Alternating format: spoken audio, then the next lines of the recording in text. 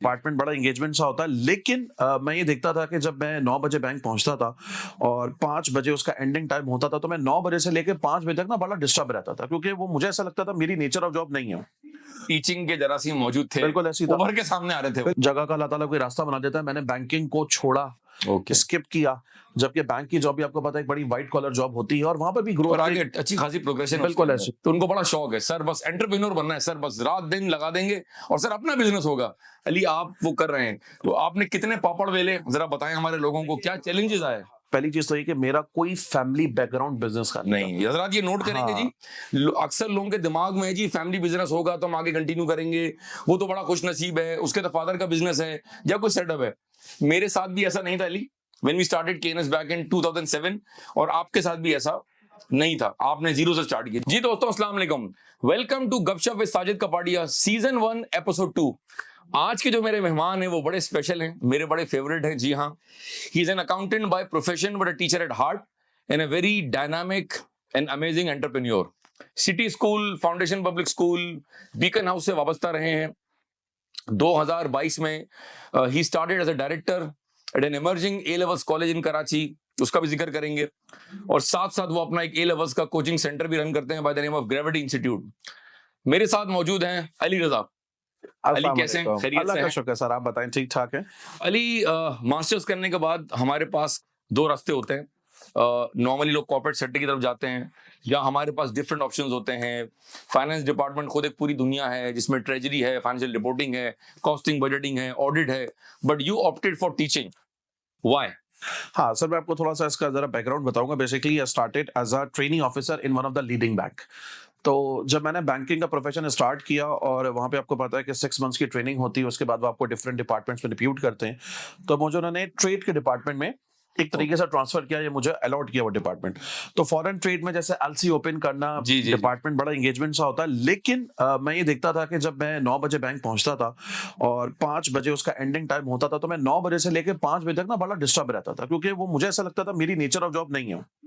Not your cup of T. बिल्कुल ऐसे ही। तो 2 बजे के बाद मैं देखता था कि अल्लाह मियां कब 5 बजेंगे और मैं निकलूंगा। भागूं अच्छा, यहाँ से। बिल्कुल ऐसे ही। अच्छा, उस टाइम पे सैटरडे संडे की बैंकिंग की हॉलिडे थी। आई डोंट नो कि अभी तक वही चीज चल रही है कि नहीं चल रही। तो सैटरडे संडे को मेरे पास ना कुछ स्टूडेंट्स पढ़ने आते थे और वो यूनिवर्सिटी के स्टूडेंट्स होते थे, यानी कि कुछ मेरे ही अपने दोस्त आते थे, वो ज़ेबिस के स्टूडेंट ओके। होते थे, कुछ आईयूबीएम के। और ये किस साल की हम बात कर रहे हैं? ये मैं बात कर रहा हूँ आपसे 2000 आई गेस 2 या 3 की। ओके तो नहीं सॉरी, बहुत पीछे चला गया मैं। इसको हम कह सकते हैं कि हम ये 2014 या 15 की बात है। ओके। अच्छा, उस टाइम पे हुआ ये कि जब वो मुझे ना सैटरडे संडे का बड़ा वेट रहता था कि यार ये कब वीकेंड आएगा और मैं कब उनको मैं पढ़ाऊंगा। और फिर जब मुझे वहां से फीडबैक मिलता था कि यार जैसा आपने पढ़ाया, जैसे मैंने स्टैटिस्टिक्स पढ़ाया, मैंने कुछ फाइनेंस के टॉपिक्स पढ़ाए, अकाउंट्स के पढ़ाए, तो हमारे तो ऐसे कॉन्सेप्ट बने जो अनफॉर्चुनेटली हमारे यूनिवर्सिटी के टीचर्स नहीं बना पा रहे थे।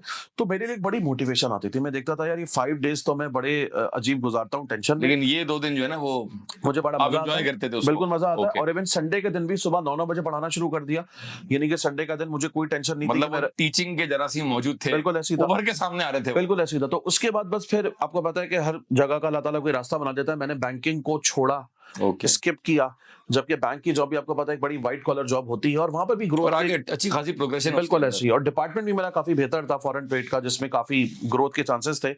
और उसके बाद मैंने बिल्कुल बेसिक लेवल से, यानी कि बड़ा मुश्किल होता है कि आप 9th 10th और 11th के ओ लेवल्स के बच्चों को पढ़ाएं, जिनको डेफिनेटली प्रोफेशनल टर्म्स नहीं पता होता टीचिंग के, और फिर डेफिनेटली वो जर्नी चलती गई। सो ये एक और ये कारवां चलता गया और ये माशाल्लाह फुल टाइम आप प्रोफेशन में आ गए। ठीक है, ग्रेविटी आपने कब स्टार्ट किया? देखिए, ग्रेविटी का ऑब्जेक्टिव ये था कि शुरू में हम लोग जब अपने डिफरेंट कोचिंग सेंटर्स में पढ़ाते थे, तो आप कहीं पर भी जॉब कर रहे होते हो ना, तो आपके कुछ ड्रीम्स होते हैं कि आपके जो आइडियाज और स्किल्स हैं वो आप इंप्लीमेंट करें। तो डेफिनेटली आप जब कहीं जॉब कर रहे होते तो उसमें बड़ी रिस्ट्रिक्शन होती है। सही। अब मैं बहुत सोचता था कि यार मेरा कोचिंग होगा, मैं ऐसे करूंगा, मैं वैसे करूंगा। और अल्हम्दुलिल्लाह जब हमने स्टार्ट किया तो हमने वहां पर एक ग्रेविटी सुपर लीग को इंट्रोड्यूस करवाया, जीएसएल। तो अब आप कोई चीज जब ऐसा ट्रेंड बनाते हैं, तो अगर वो चीज बड़ी पॉपुलर और होती फिर है वो तो फॉलो भी हो। पूरे कराची में अल्हम्दुलिल्लाह, और ये बड़ी अच्छी चीज है। देखिए मैंने 10 चीजें कुछ लोगों से सीखी होंगी, कुछ लोग मुझसे सीखेंगे, तो ये एक तो आपको पता है एक सिलसिला है। तो लर्निंग माशाल्लाह नेवर स्टॉप्स। बिल्कुल ऐसे ही, तो हमने वो जीएसएल स्टार्ट करवाई। अब माशाल्लाह हर कोचिंग सेंटर उसको फॉलो कर रहा होता है, जबरदस्त। तो ये बड़ी जबरदस्त चीज है। अच्छा, हमने कुछ और एक आध चीजें करवाई, जैसे फीस के मामले पे बाकी डायरेक्टर्स का भी मुझसे बड़ा कॉन्फ्लिक्ट रहता है। मैं थोड़ा सा नरम दिल रहता हूँ, क्या चले ठीक है 10 की डेट है, नोट कर लें भाई, तमाम लोग नरम दिल है भाई, नोट कर लें भाई जी। किसी ने 11 को जमा कराई, किसी ने 12 को जमा कराई। तो मैं ये देखता था कि जो टीचर होता है ना, जो एजुकेशन होता है, उसको एक तो अनफॉर्चुनेटली उसका बिल्कुल बिजनेस माइंडेड नहीं होना चाहिए। आप अगर इस it should not be pure commercial minded. बिल्कुल ऐसी, अगर आप एक एजुकेशन का कॉज है इसके, वही अगर आप जो आपने एक बिल्कुल एक इसका बड़ा अच्छा वर्ड यूज किया कि अगर आपने इस फील्ड को बिल्कुल कमर्शियल बना लिया, तो फिर देखें, फिर आप अपने बच्चे, फिर आप एजुकेशनल मार्केट पे नहीं पैदा अच्छा, अनफॉर्चुनेटली ये बिजनेस, ये सेक्टर जो है, ये अब एक बिल्कुल प्योर बिजनेस या कमर्शियल माइंडेड सेक्टर बन चुका है। अनफॉर्चुनेटली ऐसा नहीं होना चाहिए। नहीं, विच इज वेरी अनफॉर्चुनेट। और देखें ना, मैं आपको बताऊं कि हम लोग सिर्फ 2 से 3 लोग होते हैं जिनको हम ब्लेम कर देते हैं पूरे पाकिस्तान का, कि वो चाहे प्राइम मिनिस्टर हो या किसी भी इदारे का हेड हो। ऐसा नहीं है, जिम्मेदार हम सब होते हैं। ऐसे ही एक एक बंदा जिम्मेदार है। अगर एक टीचर क्लास में लेट आ रहा है तो वो भी जिम्मेदार जिम्मेदार है, स्टूडेंट लेट आ रहा है उसके पेरेंट्स के नॉलेज में तो वो भी जिम्मेदार है। ऐसे ही तो ये एक पूरी एक कंबाइन एफर्ट होती है, Combined कोई effort। एक बंदा कुछ नहीं कर सकता। अगर वो एक बंदा करना चाहे और बाकी उसके ऑपोजिट जो वो ना करना चाहे, सही, तो कोई भी चीज मैं समझता हूँ वो सक्सेस की तरफ नहीं जाती। ग्रेविटी आपने स्टार्ट किया 2020 जी, में, 20 या 21 का ठीक कोई है। टाइम था एग्जैक्टली। हम इस वक्त मौजूद हैं 2025 में। ये एंटरप्रेन्योरशिप का जो सफर है, ये कैसा रहा? बहुत सारे हमारे aspirants, chartered accountants, ACC students, MBA students जिनसे मैं मुलाकात करता हूँ, जिनसे मैं इंटरेक्ट करता हूँ, तो उनको बड़ा शौक है, सर बस एंटरप्रेन्योर बनना है, सर बस रात दिन लगा देंगे और सर अपना बिजनेस होगा। अली, आप वो कर रहे हैं, तो आपने कितने पापड़ वेले, जरा बताएं हमारे लोगों को, देखिए, क्या मैं आपको चैलेंजेस बताऊं, आए? हाँ, पहली चीज तो ये कि मेरा कोई फैमिली बैकग्राउंड बिजनेस का नहीं नहीं, हजरात ये नोट करेंगे हाँ। जी। अक्सर लोगों के दिमाग में है जी, फैमिली बिजनेस होगा तो हम आगे कंटिन्यू करेंगे, वो तो बड़ा खुश नसीब है, उसके तो फादर का बिजनेस है या कोई सेटअप है। मेरे साथ भी ऐसा नहीं था Ali, when we started KNS back in 2007, और आपके साथ भी ऐसा नहीं था, आपने जीरो से स्टार्ट किया। जी कंटिन्यू।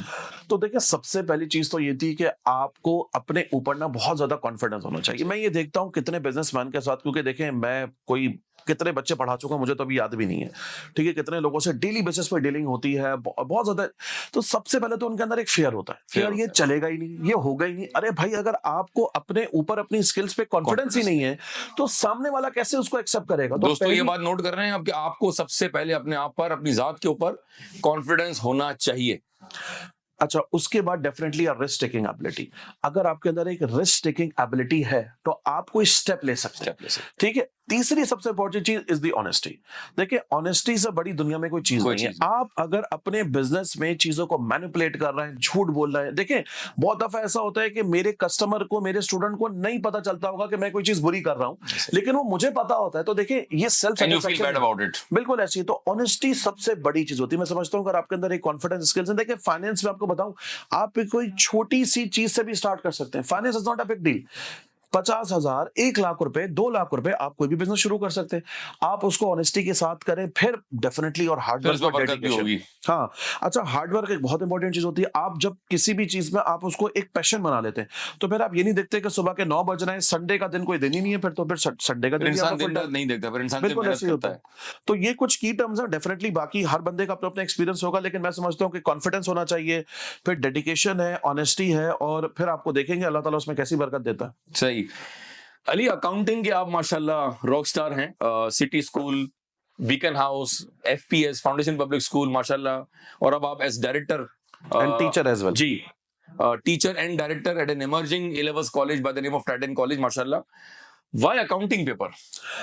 अच्छा, देखिए सर, जब मैंने अपनी टीचिंग स्टार्ट करी थी, तो स्टार्ट में तो शायद मैंने बिजनेस स्टडीज और इकोनॉमिक्स भी पढ़ाया था, लेकिन हर बंदे को ना देखना पड़ता है कि उसके अंदर क्या स्किल्स हैं। अच्छा, मैं ये देखता था कि अकाउंटेंसी जो होती है ना, उसमें एक एक जैसे फॉर एग्जांपल एसओएफपी होती है, बैलेंस शीट होती है, जब वो टैली होती है तो एक बड़ी जबरदस्त किस्म की खुशी आती है कि यार ये चीज होगा, ये टैली होगा, ये मैंने कोई टारगेट अचीव कर लिया। जज्बात ही कुछ और होते हैं भाई। तो मैं ये देखता था कि जब मैं कोई थ्योरी पढ़ा रहा होता था ना, तो उस टाइम पे बहुत सारे स्टूडेंट्स जो थे ना, वो बहुत ज्यादा एक्टिव नहीं होते थे। तो मैंने ये देखा कि शायद मैं थ्योरी का बहुत अच्छा टीचर नहीं हूं, और मैं जब प्रॉपर्ली तरीके से ये वो डेप्रिसिएशन, ये रिकवरेबल डेट, इसकी वैल्यू निकलेगी, उसमें मैं ज्यादा इन्वॉल्व होता था। तो मैंने चेक किया कि यार मेरी इन्वॉल्वमेंट, क्योंकि मैंने अकाउंटिंग, इकोनॉमिक्स, बिजनेस तीनों पढ़ाया, तीनों बहुत जबरदस्त सब्जेक्ट्स है, लेकिन हर बंदे को देखना पड़ेगा कि वो किस में ज्यादा बेहतर है। तो अकाउंटेंसी चीज ऐसी थी कि उसको लगता है उसकी एक्सपर्टीज है, काम वो ज्यादा एंजॉय करता है। एट द एंड अकाउंटेंसी में होता ये था कि जब आप पूरा क्वेश्चन कर लेते ना, तो वो जो फीडबैक आपको मिलता है, आपका आंसर करेक्ट आ गया, अचीवमेंट सी महसूस होती है, वो अचीवमेंट जो थी ना, वो मुझे बड़ा अच्छा लगता था। और फिर डेफिनेटली स्कोरिंग सब्जेक्ट है। तो जब मैं आपको बताऊं, जब मैं बीकन हाउस में था, तो मैंने 3 बच्चों को अक्टूबर नवंबर में अपीयर करवाया था for the very first time, which is a private, यानी कि वो रेगुलर बच्चे नहीं थे।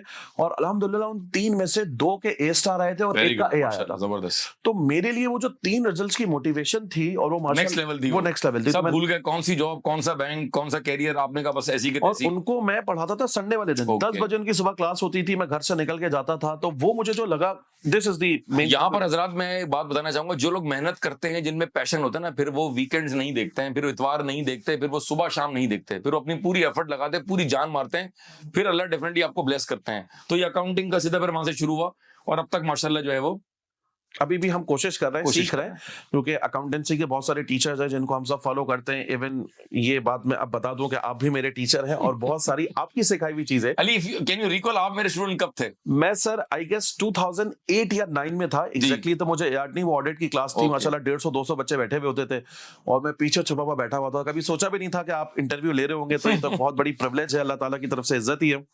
और उस टाइम पे जो, अच्छा आप थ्योरी के किंग थे, आप जिस तरह थ्योरी पढ़ाते थे, एग्जांपल्स देके 23-24 हाँ, अच्छा पता नहीं आपकी 2-3 एग्जांपल्स मैं कहीं भी दे देता था, क्योंकि मैंने उस टाइम पे टीचिंग शुरू करी थी। आप तो एक कंटेंट के लिहाज से एग्जांपल देते थे, जो टॉपिक है उसी की एग्जांपल। ऑडिट का सब्जेक्ट बड़ा स्पेशलाइज्ड है, उसमें एग्जांपल्स भी आपको बड़ी रेलेवेंट देनी होती हैं। आप नहीं सर, सब्जेक्ट थ्योरी का बड़ा ड्राई सब्जेक्ट है, लेकिन आप audit is the most difficult in terms of, बहुत ड्राई है। बिल्कुल ऐसी है, आपने सारी चीजों को इंप्लीमेंट करवाना ना, आपने वो आईएएस आपको याद होने चाहिए। ऐसे ही अब वो आईएएस याद करने के लिए जो आप रेलेवेंट एग्जांपल्स देते थे, तो डेफिनेटली उससे हमें आईएएस याद करने में बड़ी आसानी होती थी, फिर उसको इंप्लीमेंट करवाना।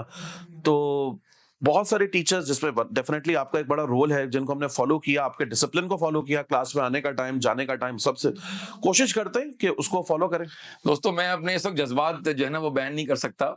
2008 में मेरी क्लास में अली मौजूद थे, मॉड्यूल डी का ऑडिट मुझे याद है, और आज माशाल्लाह खुद ही अकाउंटिंग के इतने लीडिंग फैकल्टी हैं कराची के, और आज मेरे रूबरू बैठे हुए हैं। तो you can imagine the kind of happiness जो इस वक्त मैं जिससे इजहार नहीं कर पा रहा, कि मुझे इतनी खुशी है, और मेरे लिए बड़ा प्राउड मोमेंट है कि माशाल्लाह अली आज उस मुकाम पर हैं, और ही इज डूइंग माशाल्लाह very good, excellent Ali, excellent. Ali, दरमियान में कोविड आया। अब हम बात को जरा डिफरेंट डायरेक्शन में डिस्कस करते हैं। कोविड से पहले का बच्चा और कोविड के बाद का बच्चा, मुझे मेरे डिफरेंट जज्बात हैं, और हो सकता है मैं और आप शायद एक ही बात डिस्कस करें कि कोविड से पहले के स्टूडेंट्स में हमें बड़ा वाज़ेह फर्क मिलता है, और हम जब कोविड के बाद के जो बच्चे देख रहे हैं आजकल जो हम पढ़ा रहे हैं, और हमें बहुत डिफरेंस नजर आता है। तो मैं अली का फीडबैक जानना चाहूंगा। अली, आपको क्या लगा, ये क्या डिफरेंस है? देखिए, कोविड से पहले और बाद में एजुकेशन में तो एक बहुत बड़ा डायनामिक चेंज आया है, और अगर वो चेंज बहुत ज्यादा पॉजिटिव होता तो मैं बहुत ज्यादा खुश होता, लेकिन वो चेंज पॉजिटिव नहीं है। अच्छा, अनफॉर्चुनेटली हुआ क्या कि कोविड का जो 1 से 2 साल था ना, उसमें चाहे वो कैम्ब्रिज हो, चाहे मैट्रिकुलेशन हो, चाहे हमारे स्कूल्स हो, उन्होंने एक्सपेक्टेड मार्क्स देके बच्चों को पास किया, विच इज नॉट गुड। कि एक बच्चा, आपने उसकी प्रायर नॉलेज चेक करी, आपने उसकी आपको पता है कि आप स्कूल में टेस्ट दे रहे हो और किसी थर्ड जगह पे वेन्यू पे जाकर टेस्ट दे रहे हो, बिग डिफरेंस है। तो हुआ ये। अच्छा, उसके बाद एक ऑनलाइन सिस्टम आया। पहले तो हम ऑनलाइन टीचिंग, अब ऑनलाइन टीचिंग में देखें, मैं इसके कुछ बेनिफिट्स भी हैं और ड्रॉबैक्स बहुत ज्यादा है। ड्रॉबैक्स ये कि देखिए, बीइंग अ टीचर, मैं तो जब तक सामने वाले बच्चे की बॉडी लैंग्वेज नहीं देखता, उसका फेशियल एक्सप्रेशन नहीं देखता, जब तक मैं अपना कोई फीडबैक नहीं दे सकता। मसला मेरे साथ भी है। अब online teaching is a one way teaching. अब आप मुझे बताएं, वन वे टीचिंग में how can a teacher give any feedback to the student? Exactly. तो ये मैं समझता हूँ कि स्टूडेंट्स को यहाँ पे देखना चाहिए कि ठीक है, ऑनलाइन लर्निंग एक टूल है। फॉर एग्जाम्पल, जब आप सीए फाइनल में आ गए, मुझे कहीं ना कहीं समझ में आता है आपका ऑडिट चल रहा है, आप एमबीए के स्टूडेंट हैं, आप जॉब कर रहे हैं, मैच्योर हो चुके हैं उस टाइम। बिल्कुल। तो उस टाइम पे तो, लेकिन अगर अभी आपकी एक स्टूडेंट लाइफ है, आप ए लेवल्स कर रहे हैं, आपने सीए स्टार्ट किया, आपने एसीएसटी स्टार्ट किया, उस टाइम पे जो एक क्लासरूम लर्निंग का जो एक क्रेज होता है ना, नेटवर्किंग है, बहुत फर्क वो पड़ता नहीं। है। आपको जो लाइव फीडबैक टीचर से मिलता है, कैन यू थिंक कि वो ऑनलाइन में इंटरेक्शन बड़ा जरूरी है, पॉसिबल ही नहीं है। तो आपको वाज़ेह फर्क लग रहा है कि प्री कोविड और पोस्ट कोविड में। अच्छा, दूसरा एक और अली, जो हम आज के स्टूडेंट्स में देखते हैं, चूंकि मैं खुद अब पढ़ाता हूँ बिजनेस स्टडीज, बच्चे का इंटरेस्ट लेवल नहीं है, बच्चा फोकस नहीं है, डिस्ट्रैक्ट जल्दी हो जाता है, उसको घर में पढ़ने का शौक नहीं, he is constantly on the phone. Ali इसको हम कैसे ठीक कर सकते हैं? मतलब मैं जब हम ये डिस्कशन कर रहे हैं तो बहुत सारे टीचर्स भी ये वीडियो देखेंगे, बहुत सारे स्टूडेंट्स भी देखेंगे, तो मैं जानना चाहता हूँ कि हम कलेक्टिवली क्या कर सकते हैं, बच्चों में किस तरह इंटरेस्ट डेवलप करें, उनको क्या मैसेज दें इसके जरिए? देखिए सर, पहली बात तो ये है कि जब हम ये एक इशू तो है, ये तो बहुत मेजर इशू है। मैं आपको एक एग्जांपल ऐसे दूंगा कि देखिए, जब हम नमाज पढ़ रहे होते हैं ना, तो उस टाइम पे हमारा फोकस क्या होना चाहिए कि हम बिल्कुल अल्लाह ताला की जात को अपने ज़हन में रख रहे हैं। तो ये अल्लाह ताला उस नमाज से हमें सिखाता क्या है? सिखाता ये कि आप जो भी काम कर रहे हैं, फॉर एग्जांपल मैं ये नहीं कह रहा कि आप क्लास में बैठे हुए तो आप सेलफोन यूज नहीं कर रहे हैं, ठीक है? आप फॉर एग्जांपल आपका एक सोशलाइजेशन का टाइम है, अगर मैं समझ रहा हूँ कि आप डिनर कर रहे हैं तो उस टाइम पे आपका पूरा फोकस डिनर पे होना चाहिए। अगर मैं क्लास में बैठा हुआ हूं तो मेरा पूरा फोकस, ये मैं आपको बता दूं सक्सेस का सबसे बड़ा रूल है। बिल्कुल सही है। अब आप मुझे बताएं, 1 आवर की क्लास है, ये देखिए, ये सोशल मीडिया एक बहुत बड़ी डिस्ट्रैक्शन भी है, इसके कुछ बेनिफिट फायदे हैं, लेकिन इस वक्त जो इसके ड्रॉबैक्स हैं वो ज्यादा नजर आते हैं। मैं यूथ को समझाऊंगा कि जब भी वो सेल्फ स्टडी कर रहा हो तो पहली फुर्सत में अपना सेलफोन तो वो बाहर रख दें, ठीक है? बिल्कुल प्रैक्टिकली पॉसिबल नहीं है। आप वीडियो आप देखें, अब जैसे हम पेरेंट्स टीचर मीटिंग अटेंड करते रहते हैं, पेरेंट्स इंटरेक्शन होती है, पेरेंट्स को बच्चे क्या मैनिपुलेट करते हैं कि भाई हम तो टीचर के वीडियो लेक्चर देख रहे हैं, हमें तो टीचर ने मैसेज किया हुआ है। देखिए, उन सबकी एक लिमिटेशन, बहुत सारे वीडियो लेक्चर होते ही नहीं है वो कोई और ही लेक्चर देख रहे होते और कहीं और ही का लेक्चर सुन रहे होते। ऐसा ही। तो उसमें ये कि देखें, ये जब सोशल मीडिया का जो एक क्रेज है ना, वो एक बड़ा खतरनाक क्रेज है। आपने उसको लिमिट करना पड़ेगा, हर चीज का एक टाइम होता है, स्क्रीन टाइमिंग को देखना पड़ेगा। जो काम आप कर रहे हैं, हाँ ठीक है, आप half an hour screen use कर रहे हैं, आप इंस्टा पे कोई रील देख रहे हैं, ठीक है, फॉर फन एलिमेंट आप देखें, ऐसा नहीं है कि नहीं देखें, आप उस पर कमेंट करें, आप उसको रीशेयर करें, बहुत अच्छी पॉजिटिव चीजें भी होते हैं, बहुत अच्छे स्कॉलर्स के यूट्यूब चैनल्स बने हुए, लेकिन हर चीज का एक टाइम है। क्लास में अगर आप सेलफोन यूज कर रहे हैं तो आप मुझे बताना, आप उसका कोई लर्निंग आउटकम नहीं होगा, कोई टेकअवे नहीं होगा उसका। तो हज़रात, इसको आपने फोकस करना है। अली, मेरा नेक्स्ट क्वेश्चन आपसे है, क्या आप आने वाली यूथ को, जो हमारे स्टूडेंट्स हैं, क्या आप उनको teaching as a profession, teaching as a career, क्या आप उनको एडवाइस करेंगे? देखिए, सबसे पहले तो देखना पड़ेगा कि टीचिंग आपका पैशन है कि नहीं। सही, क्योंकि देखिए, टीचिंग एक बहुत बड़ा नोबल प्रोफेशन है। आप पर बीइंग अ टीचर एक बहुत बड़ी जिम्मेदारी है। देखिए, बीइंग अ स्टूडेंट, जो मेरा रोल मॉडल होता है या तो मेरे पेरेंट्स होते हैं या मेरा टीचर होता है। जो बात है, तीसरे बंदे को तो मैंने देखा ही नहीं अपनी जिंदगी में, ठीक है? अब जो रोल मॉडल है, क्या वो वाकई में रोल मॉडल है कि नहीं है? क्या मैं बीइंग अ टीचर कितनी गलतियां कर रहा होता हूँ? क्या मेरी लैंग्वेज, क्या मेरे जो पूरा देखें, जो टीचर है ना, वो उसकी एक एक स्टेप को स्टूडेंट फॉलो कर रहा होता है, वो उसको लग नहीं रहा होता है। बच्चे माइक्रो लेवल तक की ऑब्जर्वेशन करते हैं, क्या ड्रेसिंग है, क्या बोल रहे हैं, क्या एग्जांपल्स हैं, क्या बॉडी लैंग्वेज है, एवरीथिंग इज बीइंग ऑब्जर्व्ड। अच्छा, जितने कुछ टीचर्स हैं उनको मैं बोलूंगा, देखें, मैं एक वर्ड यूज करूंगा क्योंकि जरूरी है कि वो अगर ये समझते हैं कि टीचिंग एक बहुत ज्यादा शशका है, ये नहीं कि अगर हम ये समझने लगे कि एक टीचर के पास एक बहुत अच्छी गाड़ी है, एक टीचर बड़ी गाड़ी में आ रहा है, उसने बड़ा फैंसी किस्म का बड़े कोई आईफोन रखा हुआ है, उसने कोई ग्लासेस बड़े कोई ब्रांड के पहने हुए, तो देखें, मैं समझता हूँ फिर वो टीचर नहीं है, वो जाकर ना फिर मॉडलिंग करना शुरू कर दे, क्योंकि वो वहां पर आपकी इन चीजों को बड़ा वैल्यू किया जाता है ना। यहाँ पर आप प्लीज क्लासेस के अंदर कोई इस तरह की बातें कि मेरे कोई 20 से 25 असिस्टेंट हैं और मैं तो जो एक सूट अगर आज पहन लूं बड़ी माजरत के साथ, ये बड़े कुछ टीचर ऐसे कर रहे होते हैं जिनको मैं कोट कर रहा हूं कि मैं तो एक दिन अगर कुछ कपड़े पहन लूं तो उसको दोबारा चेंज नहीं करता। देखिए, आप कोई हीरो नहीं है, आप कोई बॉलीवुड की सेलिब्रिटी नहीं है, आप टीचर हैं, आप एक रोल मॉडल हैं। एक बच्चा किसी, जैसे एक होता है ना, वो एक बच्चा बड़ा सेंसिटिव होता है, वो फिर कंपेयर करता है कि हमें इस माशरे में, सोसाइटी में इक्वालिटी पैदा करनी है, तो एक टीचर को वाकई में रोल मॉडल होना चाहिए। बेहतर है कि अपनी गाड़ी आप ऐसी दूर जगह खड़ी कर आए कि अब मुझे बताएं ना, अगर एक टीचर के पास अच्छी गाड़ी है, एक टीचर के पास नहीं है, तो क्या मैं इस बेस पे उसको जो है वो रैंक करूंगा? उसका रैंक 1 है, उसका रैंक 2 है।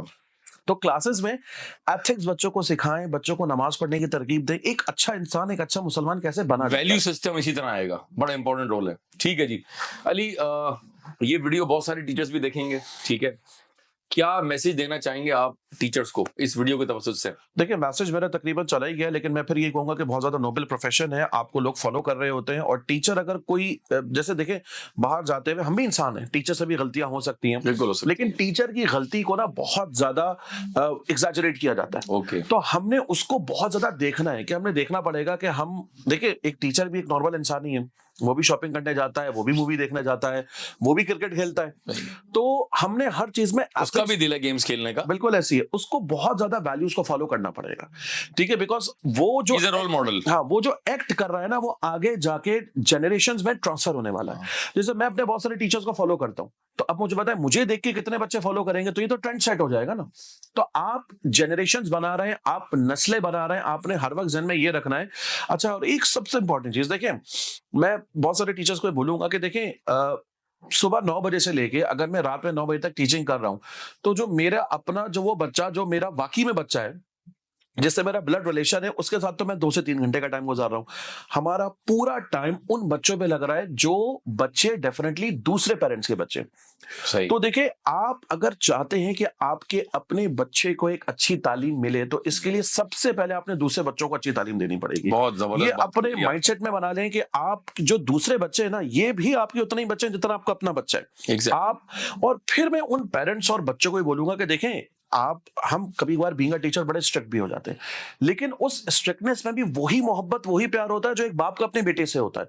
तो आप ये मत समझिएगा कि बीइंग अ टीचर मैं किसी से पर्सनल लूंगा या कोई और पर्सनल होगा। हम अब उन बच्चों से उतनी मोहब्बत करते हैं, उनकी तारीफ भी करते हैं। अगर वो कुछ गलत करेंगे तो जैसे एक माँ बाप बच्चों को सिखाते हैं, ऐसे हम भी सिखाते हैं। तो देखिए, अगर ये सारी चीज सब मिलके करेंगे, बहुत सारे टीचर्स कर भी रहे होते हैं और कुछ अनफॉर्चुनेटली नहीं भी कर रहे होते हैं। हम कंबाइंड एक बहुत अहम रोल प्ले कर सकते हैं और हमें ये रोल प्ले करना पड़ेगा और हमें ये रोल प्ले करना चाहिए। अली, आप खुद ए लेवल्स माशाल्लाह अकाउंट्स प्रोनाउन फैकल्टी हैं, मैं खुद बीएस पढ़ाता हूँ। इस वीडियो को बहुत सारे बच्चे देखेंगे और बहुत सारे मैसेज यहाँ से जाएंगे, तो लास्ट मैसेज आप क्या देना चाहेंगे तमाम स्टूडेंट्स को, specially you being an A Levels teacher? देखिए, सबसे पहली बात तो ये है कि अभी इस कंट्री में बहुत सारी चीजों को लेके एक फ्रस्ट्रेशन है।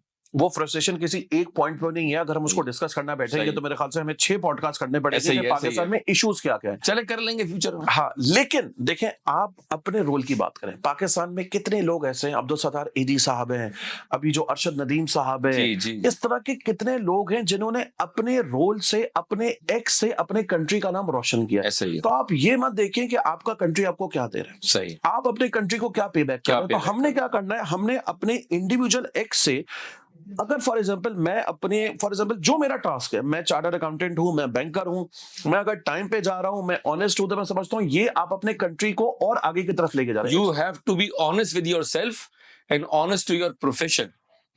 बिल्कुल सर, ऐसे ही। दिल से जो बात निकलती है असर रखती है, पर नहीं ताकत परवाज मगर रखती है। अली, आपके साथ गपशप का बड़ा मजा आया sir. It is been honour to be here और माशाल्लाह मेरे खुद टीचर हैं, तो मेरे लिए तो एक बहुत बड़ी प्रिविलेज है कि मैं यहाँ पर आया और माशाल्लाह केएनएस में हम बैठे। केएनएस वो जगह है जहाँ पर बहुत सारे चार्टर्ड अकाउंटेंट्स निकले, आज कामयाब हैं। यहाँ पे इतने टीचर्स जो पढ़ा रहे हैं, वो सब उनके फुटस्टेप को फॉलो कर रहे हैं। तो मेरी बहुत ज्यादा बोलूंगा बेस्ट विशेस केएनएस के लिए, आपके लिए, कि इंशाल्लाह इसी तरह आप लोग तरक्की करते हैं। बहुत शुक्रिया अली, अल्लाह हैज बीन वेरी काइंड माशाल्लाह, वी आर वेरी ब्लेस्ड माशाल्लाह। गपशप का ये सिलसिला जो है वो जारी रहेगा हजरात। ये था सीजन 1 का एपिसोड 2। इंशाल्लाह आपसे मुलाकात होगी एक नए मेहमान के साथ इन एपिसोड नंबर 3। अपना बहुत सारा ख्याल रखिएगा। अल्लाह हाफिज।